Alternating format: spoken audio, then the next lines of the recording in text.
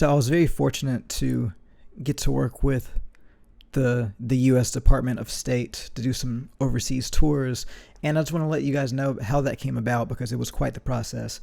The first thing that happened was years and years ago. One of my booking agents, my old several booking agents ago, they sent me an email that was basically like a call to artists from the State Department, and you fill out just an application online, and if you pass the application process, you get to do an audition, right? For this, these overseas tours. So first year I put in the application, got rejected. Didn't even make it to the second round. Second year, put in the application, got rejected again. Third year in a row, I put in the application, got rejected again. And then the fourth time I put in the application, amazingly, lo and behold, we made it to the next round, which was a live audition in New York. And it's basically like a 15 or 16 minute audition. So we made it to that level, scheduled the audition, and it was quite interesting. We had to prepare 4 things for the audition. One was a 3-minute chunk of an original song, which is easy. A 3-minute arrangement of a folk tune, and for that season, it was a Lebanese folk tune that I had to re-envision in my own style. I had to do a 5-minute music lesson aimed at an untrained audience, and then I had to give a 5-minute music business lecture aimed at an audience with little resources, right?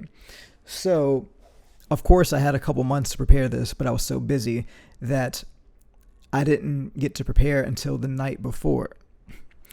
And on top of that, I was on tour with the Forchestra, and I think we ended the tour in Michigan, I believe. So the day before the audition, I started to prepare these things. I started to figure out what chunk of the original piece we were going to play. I started to arrange, like the night before, I arranged the folk tune, right? And then we had like one time to practice it during the sound check of a gig or something like that. So we played this Lebanese folk tune that I had to arrange. I arranged it the day before the audition.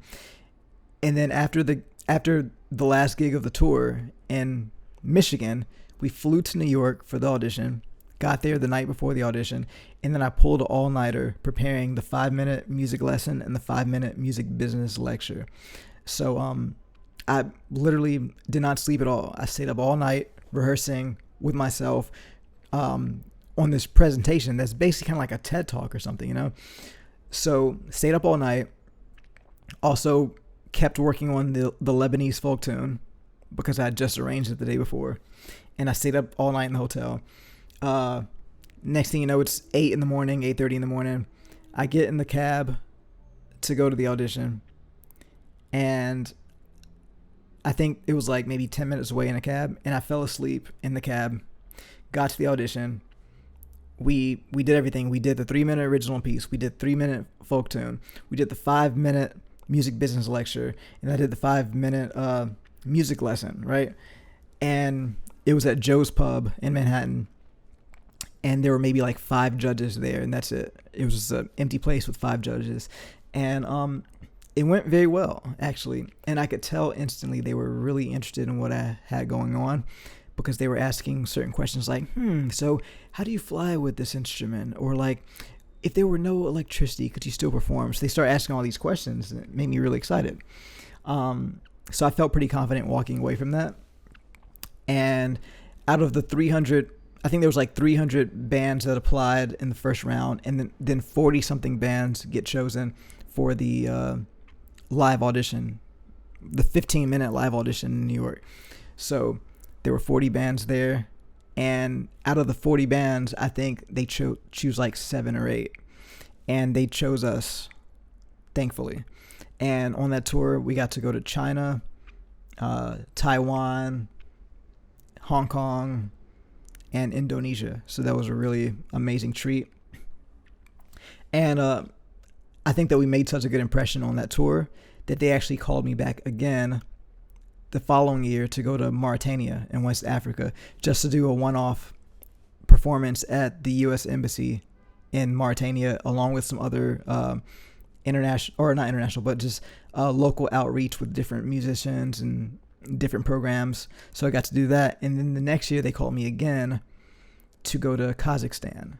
So that's how that all worked. And, if anything I learned from that is, they rejected me 3 times in a row. So I kept putting my name in the hat. I kept trying to push forward, and it worked. So got to keep going.